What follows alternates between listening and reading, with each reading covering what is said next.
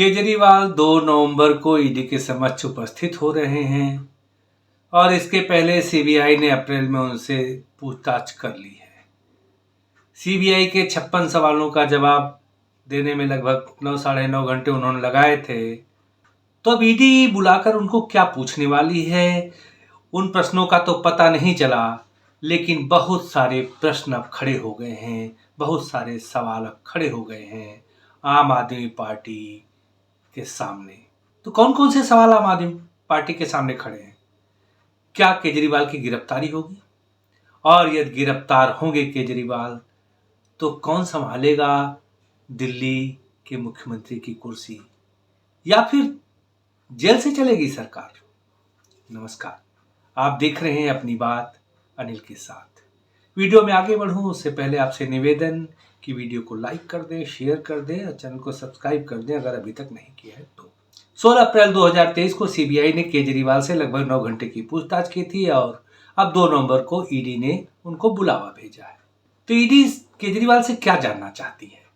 सवाल तो यह है कि ईडी उनके शराब की पॉलिसी के संबंध में सवाल पूछेगी या फिर किसी और केस के संबंध में। यह शराब पॉलिसी के बारे में पूछताछ होनी है तो उसमें उनका रोल ही क्या है? न तो विभाग है उनके पास और न ही जीएम के चेयरमैन थे वो। केजरीवाल के पास मुख्यमंत्री का पोर्टफोलियो है, इसलिए वो मंत्रियों के मुखिया हैं और कोई भी मंत्री उनसे बिना पूछे काम तो करता नहीं, या यूं कह लीजिए कि इनके मंत्री वही करते हैं जो ये करवाते हैं। फिर भी इल्जाम से साफ साफ बच जाते हैं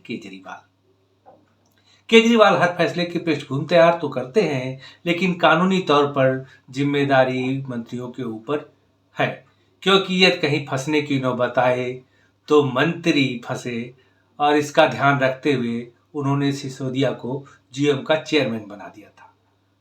लेकिन अब सिसोदिया कहाँ है?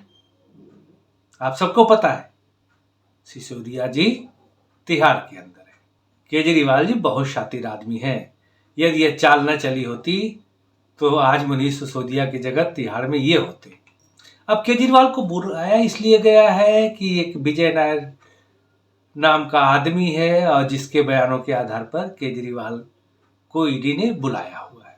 शराब पॉलिसी में जो गिरफ्तार है विजय नायर, वो केजरीवाल का खास आदमी है और उसका मुख्यमंत्री के कार्यालय में पूरी तरह आना जाना था और ज्यादातर समय वहीं बिताता था। वो मुख्यमंत्री से काफी बात करता था और उसको सीबीआई ने राष्ट्रीय राजधानी में शराब के ठेकों के लाइसेंस के आवंटन में कथित अनियमितताओं के संबंध में गुटबंदी और षड्यंत्र में संलिप्तता के आरोप में गिरफ्तार किया था। प्राथमिकी में आरोप लगाया गया था कि सिसोदिया के सहायक अर्जुन पांडे ने विजय नायर की ओर से शराब कारोबारी समीर महेंद्रू से करीब 2 से 4 करोड़ रुपए नगद लिए थे। तो मनीष सिसोदिया के सहायक ने पैसे लिए थे, तो इसमें केजरीवाल जी कहाँ आ जाते हैं? मनीष सिसोदिया के सहायक ने पैसे लिए थे तो इसमें केजरीवाल कहाँ से आ जाते हैं? मनीष सिसोदिया के सहायक ने पैसे लिए, मनीष सिसोदिया जेल में है। मीडिया की खबरों को माने तो ईडी की तरफ से अदालत में दायर चार्जशीट के मुताबिक दिल्ली के सीएम ने लिखकर ट्रेड आबकारी नीति घोटाले के मुख्य आरोपी समीर महेंद्रू से फेस टाइम पर बात की थी।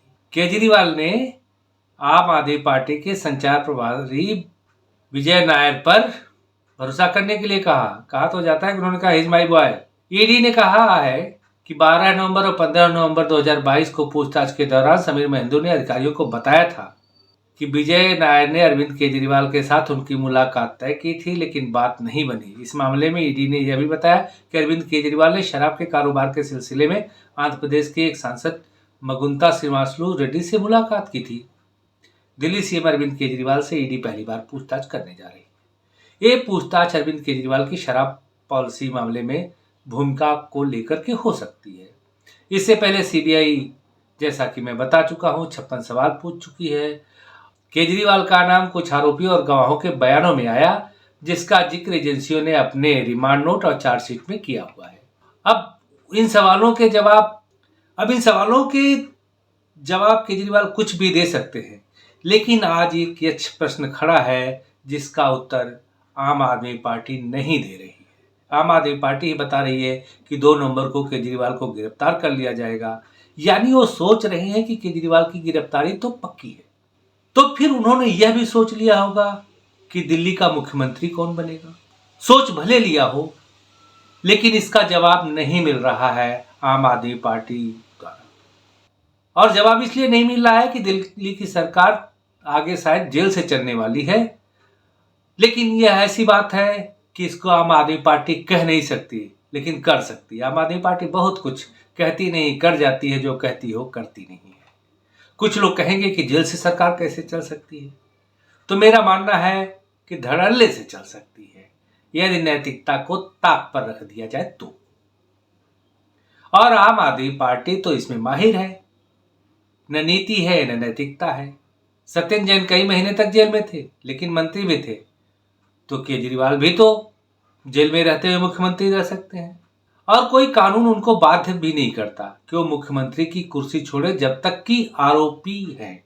जब अपराधी साबित हो जाएंगे तब उनको छोड़नी पड़ेगी, लेकिन जब तक आरोपी हैं तो उनकी नैतिकता, नीति उनके मन पर निर्भर करता है कुर्सी छोड़ते हैं कि नहीं। अब मान लीजिए उनकी नैतिकता जाग जाए किसी राजनीतिक संभावनाओं के चलते, और मान लिया जाए कि उन्होंने कुर्सी छोड़ दी।